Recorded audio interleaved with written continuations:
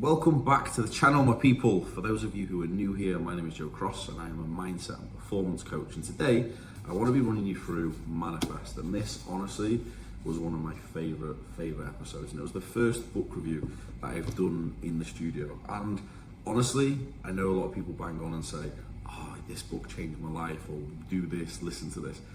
Please take this on board, because this is genuinely something that I found when I was at the lowest point of my life, the lowest point I'd ever been, and this signifies the turning point. And as I explain in the podcast, it actually led me to get my tattoo, which now represents the different steps of the book. So I've got little things like my eye, which shows, be clear in your vision. We then have overcoming tests from the universe. So I've got breaking of chains. I've got align your behavior to the person that you want to become. So I've got raise. I've got a phoenix to represent turning envy into inspiration. Like all of these different mental frameworks are basically got to act as a constant reminder, because we all have our wobbles at some point in life, to say, look, remember where you've come from, remember the things that you need to do, and everything else will be all good. So let's get into it, but please listen to this, because my words really do carry weight.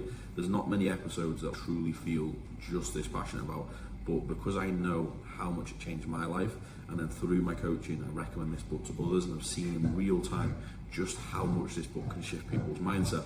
I wanted to do a nice summary to give you a real good insight into the main actionable points, because we all know not everyone reads books, so this is an amazing way to do it in minimal time, under 25 minutes. So anyway, let's get into it, and I will see you very soon. 12 months ago, I thought self-development was a scam. Gratitude? What's there to be grateful for? Meditation? Nonsense, mate. Affirmations? Why would I shout lies at myself in the mirror? And manifestation?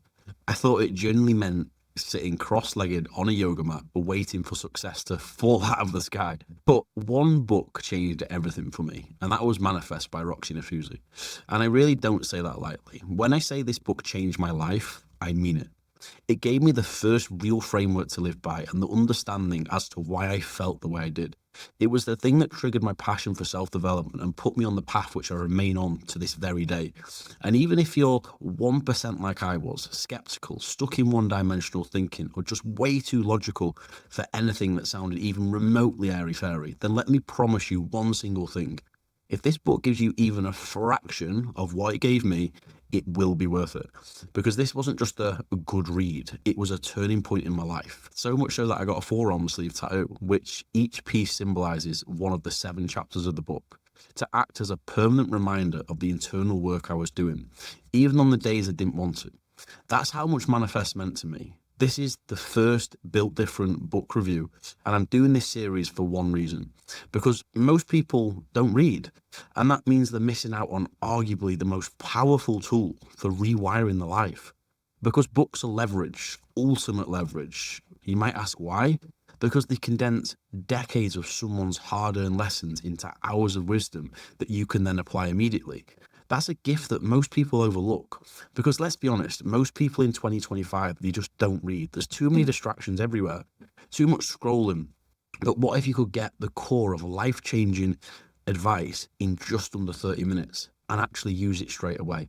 Well, that's what this series is. Quick insights, real-life applications, strategic mindset shifts. So even if you've never picked up a book in your life, this might be the one thing that changes that. By the end of this episode, you'll have a 7-step framework to live by.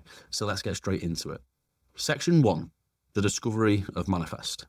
Before we dive into the book itself, let me take you back to where I was when Manifest found me. Now, I won't go too deep into the full story. I covered it in detail in the very first Built Different episode. But those who missed it, here's a very quick run through. So it was March 2024, and behind the scenes, everything was crashing down. I had a property deal back in the UK that had turned into a financial nightmare. Locked into a bridge loan with no exit, no mortgage, and just no way out, to be honest. It was either pay $2,500 a month in interest only with no rental income, or wave goodbye to my 25% deposit. Basically, my options were bleed slowly or amputate immediately. Either way, both were pretty shit. I'd also just come out of a 4-year relationship, my health had taken a hit, and I had to take a step back from bodybuilding. The one thing that had defined me for the best part of a decade, gone. But the real breakdown for me wasn't external, it was internal. Because Everything I've built my identity on, my physique, my brand, my coaching business, my lifestyle in Dubai, it all started to feel just empty. And I mean really empty. I looked around and realized I built a life that looked so successful looking from the outside, but it really didn't feel that way. I was constantly comparing myself to everyone around me, never present, never satisfied. And the hardest thing to admit, even though I had everything that once upon a time I dreamed of, I felt like I was just a fraud living someone else's life. I didn't need a new strategy. I didn't need more clients in the business. I didn't need a better morning routine. I needed a reset, and a reset at a deepest level. And that's exactly where I found Manifest. I didn't go searching for it. A friend mentioned it in passing. I just needed something to listen to during cardio. That's all it was at the time. So I gave it a go. And that started as a very reluctant, fine, I'll give it a listen if I have to. It turned into a complete identity and mindset shift. I listened to the audiobook on repeat for 3 months straight. Then I bought the physical copy, read it, and then I read it again. This book gave me something I didn't know that I needed. Not motivation, not a morning routine, a system, a structure, a way to navigate through life when everything felt like it was falling apart. And that's why I'm sharing this with you today. Manifest, 7 steps to living your best life. Chapter 1, be clear in your vision. Everything you can imagine is real. The first step in Manifest is all about clarity as a start point. Not what do you want generally, but exactly what do you want in every area of your life. Because if you can't name it, your brain can't find it. Roxie explains that clarity isn't just about setting goals. It's about creating a vivid emotional picture of what your ideal life looks like, and more importantly, feels like, so that your mind can start moving you towards it. And this isn't just wishful thinking like most believe manifesting to be. There's actual neuroscience behind it too. Your brain uses something called the reticular activating system, a filtering mechanism that highlights information based on what you focus on. So if you're always focused on what's wrong, you'll notice more problems. But if you program it with a clear vision of what you actually want, your brain starts filtering opportunities, people, decisions through a different lens instead. That is called functional equivalence, where the same neural circuits fire whether you're visualizing an outcome or you're actually living it within 3D reality. So when you sit and feel your future before it arrives, you're not just imagining, you're rehearsing it neurologically. That's why this step in Manifest is so powerful and has to be the start point of all transformation. It's not just about dreaming, it's about deciding and then letting your subconscious do the rest. Roxie suggests designing your life across 5 core categories: personal development, love, business and finance, health, and your environment. Then emotionally rehearsing each of these outcomes until they feel real in the now. Because here's the truth, visualization without emotion doesn't land in the subconscious.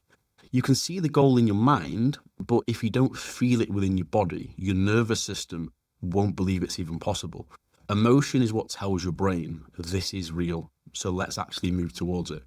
The more you feel the future, the faster it will stick. And the faster it sticks, the faster your behavior starts aligning with the version of you who already lives it. So in summary, if you can't see the future you want, you'll default to the past you know. Clarity is power, but only when it's your vision, aligned to your values, not borrowed from someone else's. Chapter 2, remove fear and doubt. You have to let it all go. Fear, doubt, disbelief. You have to free your mind. The second step in Manifest is where people secretly get stuck, because this is where the vision meets resistance. Roxie breaks it down very simply. You've got to get honest about the fear and doubt that immediately comes up when you visualize the life you want. And here's the key insight. You don't need to eliminate those doubts and those thoughts. You need to see them clearly and accept them for what they are. Most people do the entire opposite. They avoid them and they pretend that they're not there, or they distract themselves by trying to stay positive. But Manifest actually teaches something very different.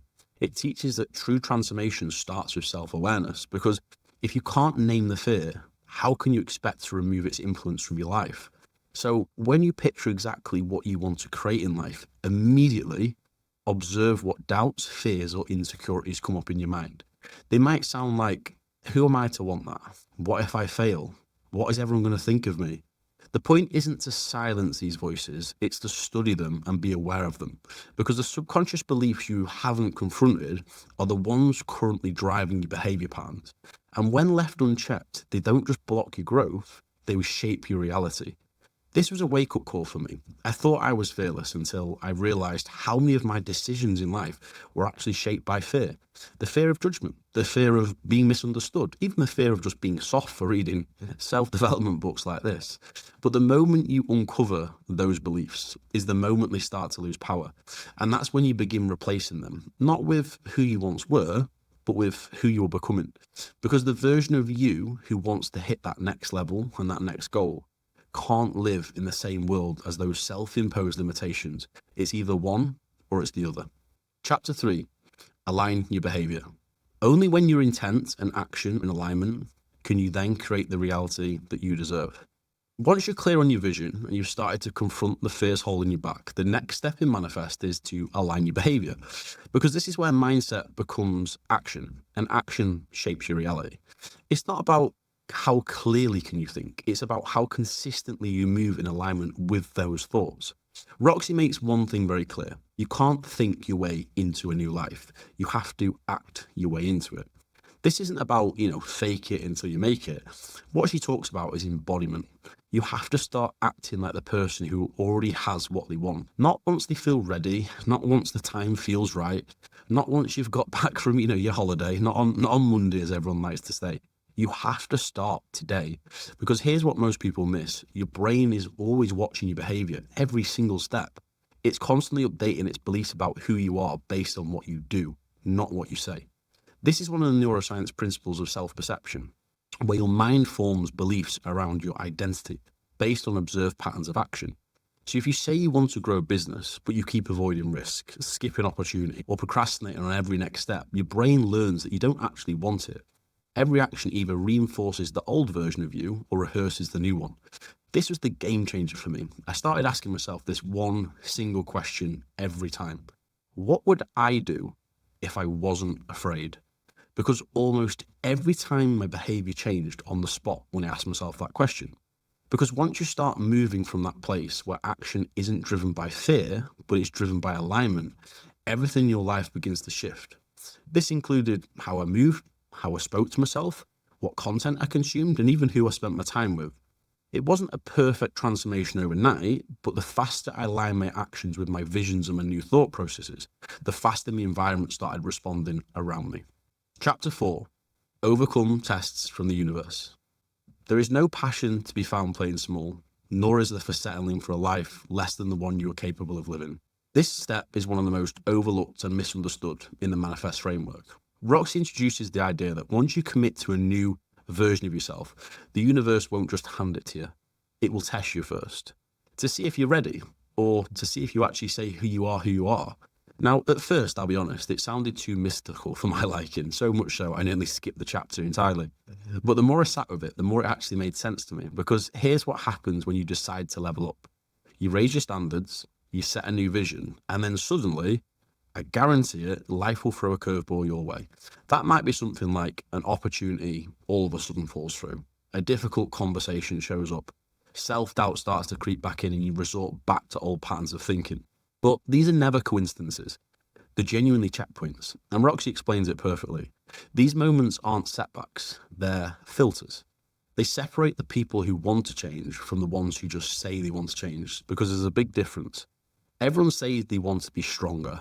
Everyone says they want to be patient, resilient, disciplined, all of these great characteristics. But here's the uncomfortable truth. You don't acquire those traits through comfort alone, you acquire them through challenges. If you want to be patient, you'd be put in a situation that tests every ounce of you. You want to be resilient, you'd be knocked down again and again, just to see if you'll still stand back up. And you'll be tempted to say that life's unfair, but it's not punishment, it's preparation for the person that you're becoming. From a psychology standpoint, this is where cognitive dissonance shows up, where your external world hasn't caught up to your new identity yet. So your nervous system pulls you back towards that old familiar self. And you feel almost like there's a force pulling you back. But this isn't failure, it's just a test. This force is the friction between who you were and then who you are becoming.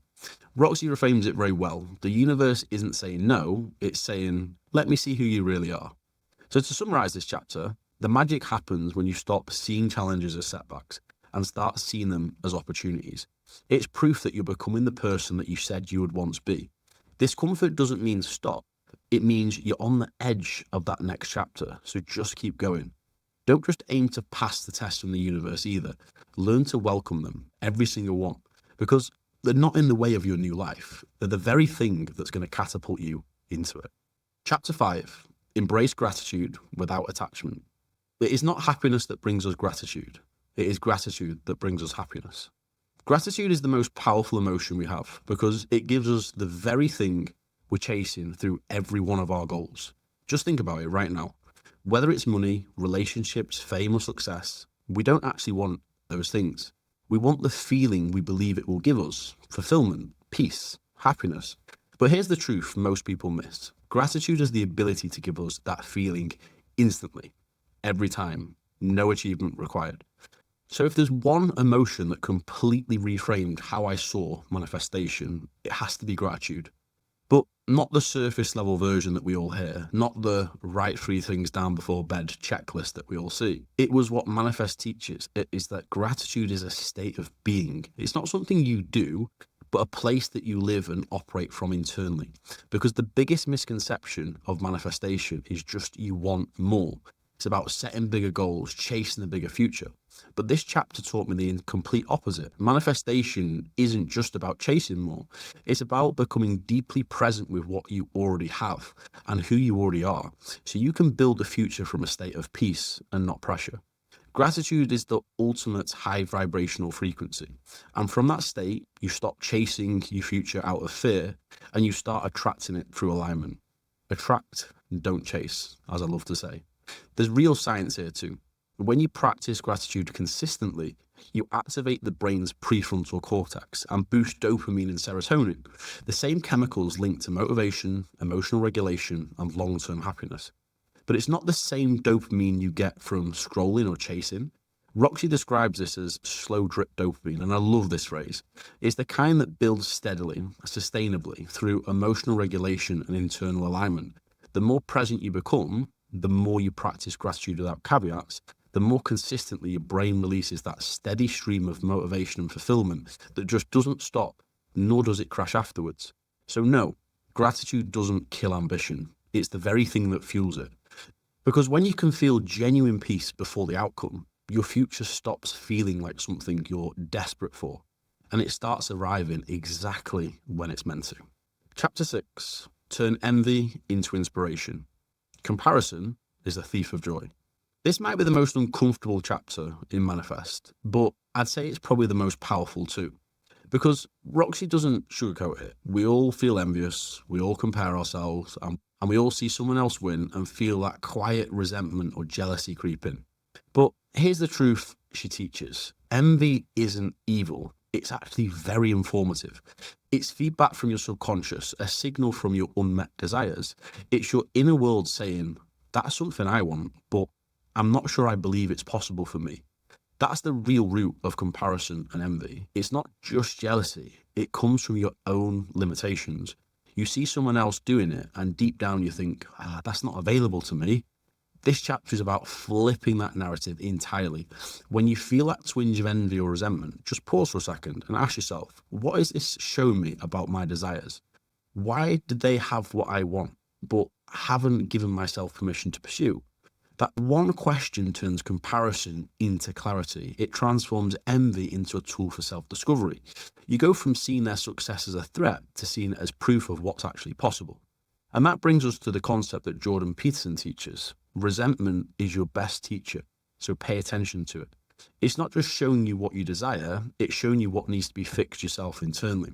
So if envy is showing up in your life, then listen to it. Don't judge it, but use it. Because often envy is your subconscious saying, that should be you. And if you bury it, you're going to always stay bitter and resentful. If you face it, you can build from it. Let their success be your mirror. Then use it to reflect the standard you're now ready to hold yourself to. Chapter 7, trust in the universe. Don't chase, attract. This is a step high performers struggle with the most because Trust can feel like weakness. When you've built your identity on control, when you look at the manifest framework, I'd say this is the only step that doesn't require any action. It actually asks for the opposite. It asks for surrender. So when you're used to planning, fixing, and almost forcing outcomes, surrender feels like failure. Standing still feels like you're falling behind. But this chapter reframes that. Roxie teaches that trust isn't passive. It's not about letting go of responsibility. It's about letting go of control, but only after you've done your part. And by this part, being the last chapter, you've set the vision, you've removed the doubts, you've taken time to align your actions, you've passed the test from the universe, you've grounded yourself in gratitude without any caveats, and you've turned your envy into inspiration. So now, you just trust that what's meant for you is making its way to you because you've put in the work, even if it's not arriving on the timeline that you thought. But here's where most people fall off. They set a goal, they then take action, and when the result doesn't come fast enough or as they'd anticipate, they panic or they question everything, and then they'll change direction or change the strategy. And what they're doing is breaking that momentum they've just built. And that's where this chapter hits hard, because impatience is the enemy of manifestation. For me, this was the hardest shift to make. I'm wired to fix, to optimize, to just move fast. I 1000% have a compulsive disorder. I just know it. I'm obsessive in every way. So when I feel like standing still, it feels like I am completely falling behind. But sometimes you got to realize that stillness is where the real growth happens.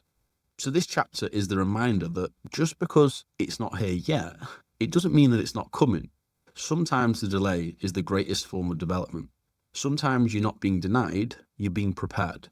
Roxie gives a perfect analogy to make this make sense. It's like using Google Maps.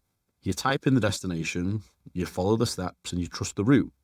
Even if there's traffic, even if it reroutes you, you don't throw your phone out the window and question the entire journey. You just keep driving because you actually have trust and faith in the system. That's what trust looks like in your real life.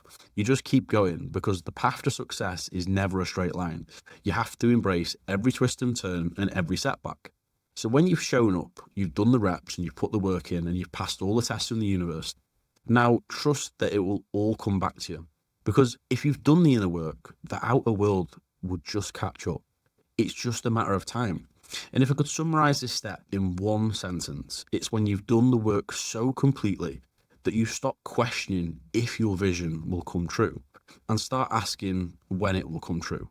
And that brings us to the end of the 7 chapters of Manifest. But once I started doing the work myself and my life began to align in ways that almost didn't feel real, I had to figure out why. Why was this happening? Why did things feel like they were clicking? And what I found was manifesting isn't magic, it's science. It's about using your brain's natural systems to create a new internal reality so that your external reality can finally mirror it. When you visualize your goals and you combine it with emotion, your brain activates the same neural networks as if the experience were happening in real time. It doesn't know the difference. This is called functional equivalence, and it's the science behind mental rehearsal, the same science that elite athletes use before races. World-class speakers use it before stepping on stage, and now it's what you can use to rewire your life. But it goes deeper. Each of the 7 steps in Manifest, from visualization to aligned action to gratitude to surrender, they're not just concepts, they're literal micro-adjustments of your brain being able to neural rewire. You're teaching your brain to adopt a new way of thinking. And if you do it consistently enough, your entire emotional default state begins to shift. You start spotting patterns that serve your future self, not your past self. You feel safer taking action. And over time, your frequency, your energy, your presence, and your emotional baseline just begins to lift. You stop operating from a place of scarcity. You stop living in fear. And you start acting from a place of confidence and certainty. Not because you're faking it, but because your nervous system finally believes you're safe to receive more. That's not woohoo magic, that's neuroplasticity. Your brain is literally rewiring itself based on repetition, focus, and emotion. When you live the framework Manifest teaches, it's almost impossible to keep operating from the old version of yourself. You're no longer thinking your way into change because you have become it. So if you've made it this far, you don't need more steps. You've got the framework, you've got the 7 principles. Each one is designed to shift how you think, how you feel, and how you act. And ultimately, how you live. The work now isn't learning more, it's living this. Because the power of this book doesn't come from understanding it. It comes from embodying it again and again every single day until the old version of you has no choice but to evolve. That's why this book changed my life, not because it gave me some new ideas, but because it gave me the structure to live by. For now, Manifest isn't just a book, it's a belief system, a compass, a roadmap, whatever you want to call it. A reminder that your future isn't something that you chase, it's something you have to constantly work on to become. And if you truly commit to this framework, you won't just manifest a new life, you'll manifest a new version of you. Do the work, because I promise you right now, it will be the most fulfilling thing that you ever do. And if you enjoyed this first book review, please drop a comment below. And in the usual style, rewire your mind, redefine your future, because you are built different.